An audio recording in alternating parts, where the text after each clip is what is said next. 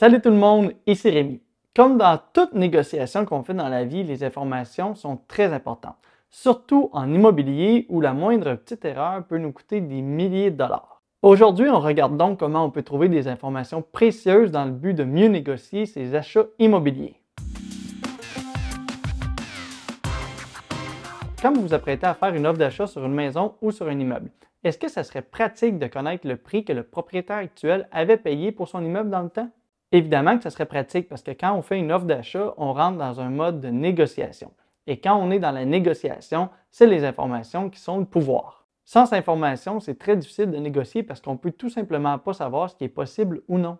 C'est donc important de bien se préparer et pour ça, il y a plusieurs moyens, dont le site web JLR. Il faut dire que je ne suis pas commandité par JLR, bien que j'aimerais ça. Il n'y a même pas de lien d'affiliation que je pourrais aller retirer quelques dollars pour vous qui allez vous inscrire, mais je le fais simplement parce que je trouve que c'est pratique, c'est utile, ça s'utilise bien et surtout, c'est des informations qui sont précieuses quand on veut arriver à faire une offre d'achat et négocier. Évidemment, il existe plusieurs moyens si on va aller chercher des informations. On peut entre autres aller chercher quand même quelques informations via le rôle d'évaluation des villes. Sur ça, on retrouve entre autres la grandeur du terrain, le nom des propriétaires actuels, la valeur municipale et la dépense des taxes. Ce sont déjà des informations qui sont pertinentes, oui, mais en même temps, il manque un peu d'informations pour pouvoir vraiment arriver à une négociation. Pour aller plus loin, il est possible entre autres de donner des informations sur le registre foncier du Québec en ligne. On y est et première des choses, bienvenue en 1990. C'est vraiment très laid comme site web. En fait, c'est vraiment affreux comme site web. On dirait un site web que j'ai moi-même fait à 12 ans, en début des années 2000, dans le but de me pratiquer de faire un site web en ligne. La première fois que vous allez arriver sur le site web, il va falloir que vous alliez créer un compte et je vous souhaite bonne chance parce que même après avoir créé le compte, je peux vous dire que l'interface n'est pas plus belle et que ce n'est pas vraiment convivial. Donc voici le beau site web une fois qu'on est connecté. Je vous le dis, c'est vraiment pas très beau et c'est certainement pas facile de comprendre. Même moi, j'arrive pas à bien me situer. Bref, c'est complexe et si tu veux arriver à consulter un immeuble, il faut que tu sois capable de te promener au travers d'un truc qui date vraiment des années 1900. On va aller, mettons, voir l'index des immeubles et pour y arriver, on va avoir besoin du numéro de lot, c'est-à-dire le numéro de cadastre. Donc, c'est vraiment pas évident parce qu'on ne peut même pas y aller par les adresses. Ça nous prend vraiment les numéros de lot, les numéros de cadastre. Mais pour ça, on les retrouve dans ce qu'on vient de voir, c'est-à-dire le rôle d'évaluation de la ville. Une fois qu'on va accéder aux informations, la bonne chose là-dedans, c'est que ça va nous coûter seulement 1 $. Mais on arrive sur cette page-là. Sérieux, je ne peux pas croire que le gouvernement du Québec fait des sites web aussi laids et non fonctionnels. Je suis tout perdu, j'arrive même pas moi-même à me retrouver. Mais au moins, on arrive aux informations un petit peu qu'on cherche sur la page finale, c'est-à-dire l'historique de l'immeuble. Dans ce cas-ci, c'est un immeuble de 5 logements en vente en ce moment dans ma ville. On voit que l'immeuble a été vendu en 2009 pour 143 000 $, vente qui aurait été financée à hauteur de 138 000 $. C'est quand même bizarre. Ça semble peut-être être un prêt pour l'achat de 100 000 $ et peut-être, disons, un prêt réno de 38 000 $. Bref, c'est pas bien grave au final, c'est des ventes qui datent depuis longtemps, mais d'avoir l'historique, ça nous permet de comprendre quand même un petit peu l'immeuble. On voit qu'ensuite, en 2013, ils ont refinancé l'immeuble sur un montant beaucoup plus élevé et que ça a été vendu de nouveau en 2017 pour 200 000 $. Aujourd'hui, on est 5 ans plus tard et le gars, il demande maintenant 309 000 $, soit 109 000 $ que ce que lui-même a payé en 2017. Bon, donc on voit quand même qu'au niveau de l'historique, on a des informations qui sont précieuses ici, mais c'est vraiment pas convivial. Et si jamais tu veux avoir d'autres choses à l'intérieur, donc à chaque fois que tu cliques sur un acte ou des détails, ça va coûter 1 $ de plus. Il faut dire aussi qu'il nous manque quelques informations qui pourraient être importantes, ou du moins, c'est pas tout rassemblé dans ces pages-là. Allons voir maintenant le même immeuble, mais via le site web JLR. Il faut dire avant de commencer, avant de se connecter sur le site web, que ce n'est pas gratuit. Je vais en parler en fait un petit peu plus tard parce que ça va dépendre selon vos besoins. Bon, donc déjà quand on rentre sur le site, on voit qu'on est en 2022. En fait, c'est beaucoup plus clair, c'est beaucoup plus facile de se retrouver. Déjà, on est sur un vrai site web. La première des choses à savoir, c'est que quand on va aller chercher le profil d'une propriété, eh bien déjà, ça se fait avec l'adresse et non le numéro de cadastre. Donc déjà, c'est beaucoup plus facile parce qu'on a l'information plus facilement, mais aussi, on peut moins se tromper parce que rentrer un numéro de cadastre, on n'est jamais si sûr que ça. Donc, dans notre cas, on va aller inscrire le numéro de l'immeuble. Donc, on arrive ici, on a bien notre immeuble et dans mon cas, le tarif pour la consultation, c'est 0 parce que j'ai un forfait qui comprend plusieurs transactions. Si jamais vous n'avez pas le forfait, vous pourriez avoir le tarif pour la consultation ici. Donc, on va cliquer là-dessus. On arrive maintenant sur la page qui contient les informations et déjà, on peut voir que c'est beaucoup plus clair, qui contient plus d'informations et que c'est beaucoup plus facile à comprendre. Déjà ici en haut, on a la photo de l'immeuble avec la carte. On sait qu'on est sur le bon immeuble, qu'on a vraiment la chose qu'on cherche. Il y a même en fait ici directement le lien qui nous apporte vers la fiche centriste. Donc, on va se retrouver avec la fiche de l'immeuble en vente, directement le courtier. Donc, c'est très simple, très convivial, facile d'utilisation. Sur la page, on retrouve directement les informations qu'on avait sur le rôle d'évaluation. On a aussi l'adresse du ou des propriétaires, les transactions antérieures sur la vente de l'immeuble. On a même les évaluations municipales.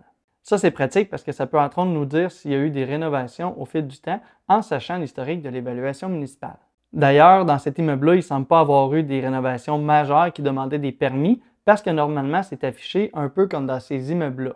Avoir les permis de construction qui ont été demandés sur l'immeuble au travers du temps, c'est quand même pratique parce qu'on s'entend que si le vendeur a acheté l'immeuble à 200 000 et qu'il revend aujourd'hui à 309 000 sans avoir fait aucune rénovation, c'est pas du tout la même chose que s'il a acheté en 200 000 il a investi 50 000 en rénovation et qui aujourd'hui va revendre aussi à 309 000 On s'entend qu'il y a une bonne différence entre les deux dans la valeur de l'immeuble.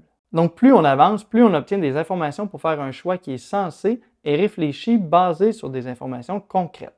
Donc, maintenant, on sait que c'est un immeuble de 5 logements qui a été vendu pour la dernière fois en 2017 pour un montant de 200 000 Aujourd'hui, le propriétaire il demande 309 000 pour son immeuble sans avoir fait de rénovation, ou du moins sans avoir fait de rénovation qui demandait un permis de construction de la ville.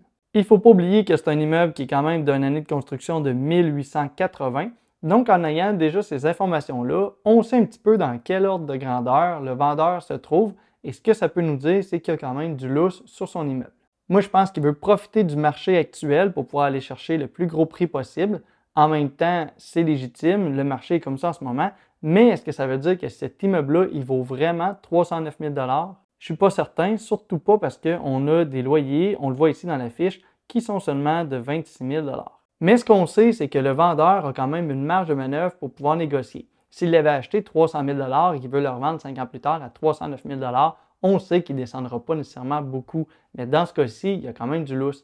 Mais est-ce qu'on va rencontrer un vendeur qui est prêt à négocier? Ça, c'est une toute autre histoire qu'on va voir seulement si vous faites une offre d'achat.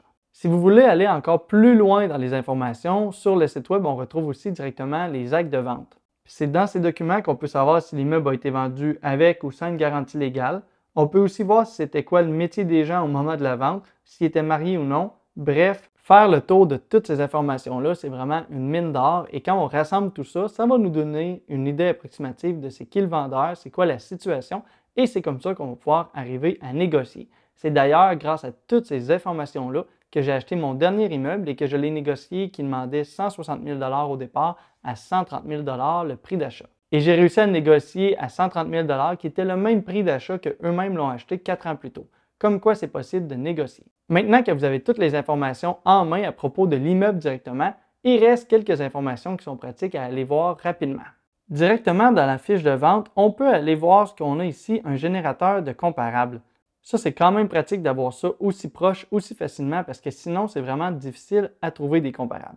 Parce que je rappelle qu'un comparable, ce n'est pas les immeubles qui sont en vente en ce moment autour de cet immeuble-là semblable, mais c'est plutôt les ventes antérieures. Parce que pour connaître le marché, il faut vraiment voir les ventes qui ont été notariées pour vraiment savoir à quel prix ils ont été vendus. Parce que c'est facile d'afficher un immeuble à 700 000, mais s'il est vendu seulement 500 000, ça veut dire que le marché est vendu à 500 000. Grâce aux comparables qui sont facilement accessibles, on peut donc rechercher facilement le même type d'immeuble. Ici, on peut choisir les types d'immeubles selon le secteur. On va y aller aussi dans un certain rayon autour de l'immeuble qui nous intéresse et aussi dans un certain temps. Donc, on peut y aller seulement dans le dernier mois ou dans les derniers 2 ans. En faisant ça, on va vraiment avoir les immeubles qui se retrouvent autour de nous qui sont semblables à celui qu'on recherche. Et c'est en regardant les comparables qui ont été vendus qu'on va avoir une vraie idée du marché. Voilà, donc je viens de vous dévoiler la façon que je recherche mes informations avant même de faire l'offre d'achat et de rentrer dans la phase de négociation. Si vous êtes autant méticuleux, vous serez capable de trouver la vraie valeur d'un immeuble et surtout le prix que vous serez prêt à payer. Évidemment, il y a aussi d'autres informations qu'on doit prendre en considération quand on veut acheter un immeuble, un peu comme la possibilité d'optimisation ou la possibilité d'augmenter les revenus, diminuer les dépenses ou le développement du secteur. Mais toutes ces informations-là, c'est des informations qui sont basées un peu sur de la spéculation, ce qui va se passer dans le futur si on arrive à faire une certaine action. Aujourd'hui, on a vu des choses qui sont concrètes dans le passé, mais qui nous permettent de prévoir un petit peu le futur et le moment présent. Pour JLR, comme j'ai dit au départ, c'est quand même pas gratuit. Mais en fait, il y a un forfait qui est à l'unité, c'est-à-dire que tu vas payer à chaque fois que tu veux chercher pour une fiche d'un immeuble, et dans ce cas-ci, ça va coûter environ 20 $ pour une fiche. C'est sûr que si tu regardes seulement pour le plaisir, c'est plate de payer 20 $ à chaque fois. Mais si tu veux vraiment acheter un immeuble, 20 $, ça peut te faire économiser des milliers de dollars en ayant toutes ces informations-là. Et si, comme moi, tu regardes plusieurs immeubles à chaque mois, eh bien, en fait, au lieu de payer à l'unité, tu peux prendre un forfait qui s'appelle Pro et qui va comprendre certaines transactions. En fait, ça nous donne accès à 10 profils par mois. Donc, si on prend le prix du forfait Pro plus les taxes, ça nous revient à un petit peu moins de 5 $ seulement pour avoir accès à toutes ces informations-là. Avec le forfait, on a aussi accès à des alertes comme les reprises de finances ou les avis de 60 jours et en plus, le montant, il rentre dans les dépenses immobilières. Bref, ça ne revient vraiment pas si cher que ça si tu es actif dans le monde immobilier. Si tu veux en apprendre plus sur la finance et l'immobilier, tu peux t'abonner à la chaîne pour voir les prochaines vidéos. Aussi, si tu veux débuter dans l'immobilier, il y a un lien en description qui pourrait t'intéresser. Comme toujours, si tu as apprécié le contenu, tu peux aussi aimer la vidéo pour m'aider avec l'algorithme de YouTube. Merci de ton écoute, bon succès, à la prochaine!